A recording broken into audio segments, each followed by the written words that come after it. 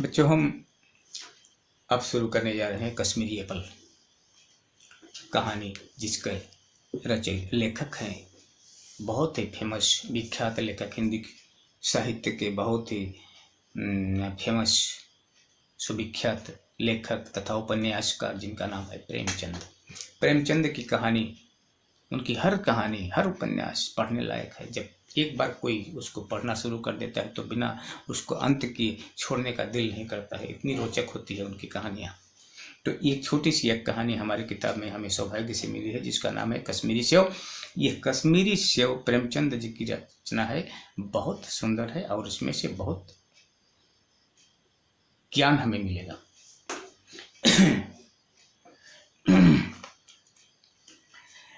एक दिन लेखक प्रेमचंद इस तरह से मार्केट में जा रहे थे या कोई सामान खरीदने के लिए बाजार में गए थे, तो अचानक देखा रोड के किनारे, रास्ते के सड़क के किनारे कुछ फलों के दुकान थे, जहां एक फल के दुकान के सामने कई प्रकार के फल बहुत सुंदर ढंग से सजाए हुए थे। वहां एक गुलाबी रंग के कश्मीरी सेव भी सजा हुआ था, मंदिर की तरह देखने में इतना सुंदर लगता था, दूर से देखने में बहुत बढ़िया लगता था। लेखक ये जब ये कश्मीरी सेव सेव उनके नज़र में आए तो उनके जी में आया कि क्यों ना आज कश्मीरी सेव ले लिया जाए। बड़ा स्वादिष्ट फल है, उनके जीभ में पानी आ गया, जैसे खाने की खूब रुचि आ गई उनको। वो आगे बढ़ के दुकान के सामने गए और दुकान के पास जाके दुकानदार से पूछे कि भाई कश्मीरी सेव आपका ये कितने भाव है। दुकानदार ने कहा, बाबूजी बड़े मज़ेदार सेवाएं हैं, बाबूजी बड़े मज़ेदार सेवाएं हैं, खास कश्मीर के हैं, आप ले जाएं, खाकर आपकी तबीयत खुश हो जाएगी।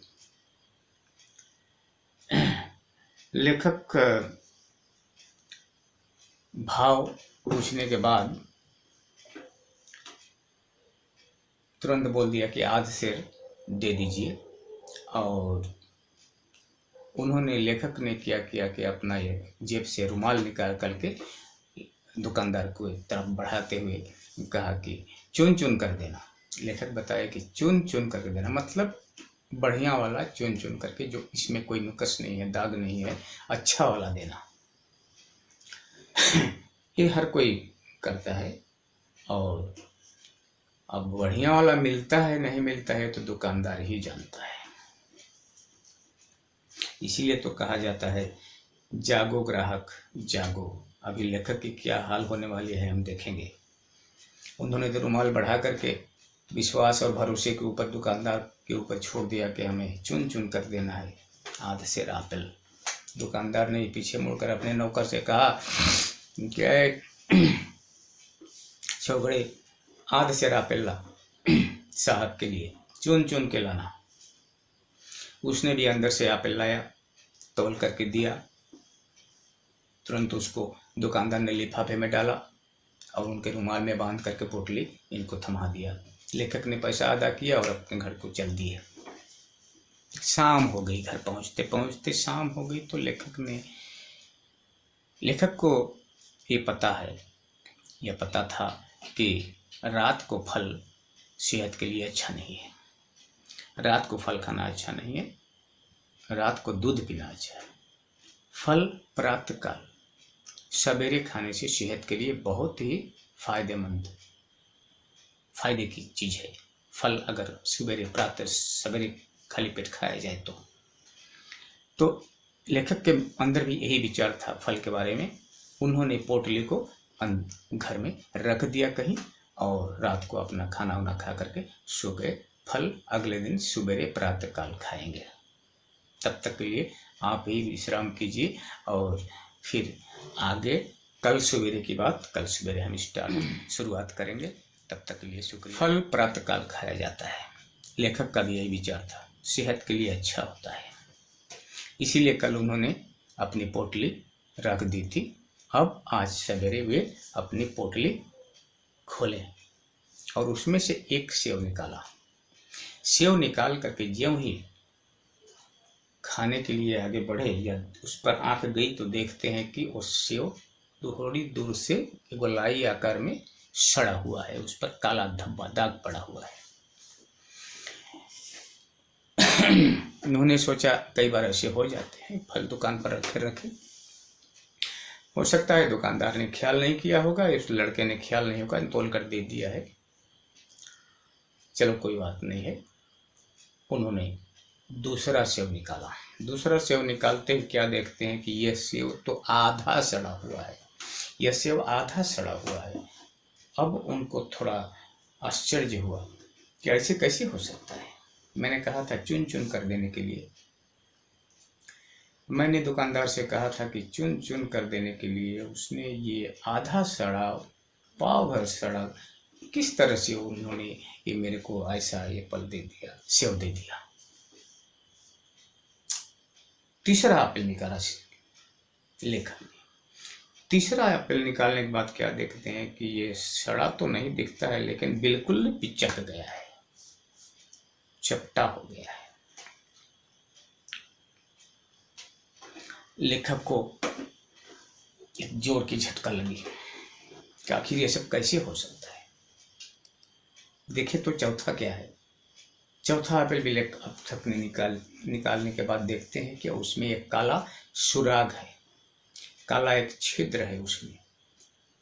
अब किसी फल में अगर कोई छिद्र हो, सुराग हो, तो कैसे हो सकता है। डेफिनेटली उसके अंदर कीड़ा है, तभी तो छिद्र है। अब 4 ही एप्पल तो आए थे आधे शेर में, चवन्नी गया था लेखक का। 4 के चारों एप्पल, सेव, कश्मीरी सेव जो खरीद कर लाए थे, 4 के चारों बर्बाद, खाने लायक नहीं निकले। चारों के चारों दोषी निकले, सड़े निकले, गले निकले। लेखक को बहुत दुख हुआ। दुख इस बात का नहीं हुआ कि उनका एक चवन्नी बेकार चला गया, ना, उन्हें दुख इस बात का हुआ कि किस तरह के चरित्र के पतित लोग भी इस समाज में रहा करते हैं। कितना चरित्रहीन लोग, ठगबाज, धोखेबाज लोग इस समाज में रहा करते हैं। कितने भरोसे और विश्वास के साथ लेखक ने उसने रुमाल देते हुए कहा कि चुन चुन कर देना। फिर वो अन्यमनस्क हो गए और उन्होंने कितनी आसानी से इन लेखक को ठग दिया, धोखा दे दिया। तो लेखक को इस बात से थोड़ा दुख हुआ कि समाज में ऐसे लोग, क्योंकि लेखक वैसे आदमी तो थे नहीं, इसीलिए उनको इस बात का झटका थोड़ा ज़्यादा ही लगा।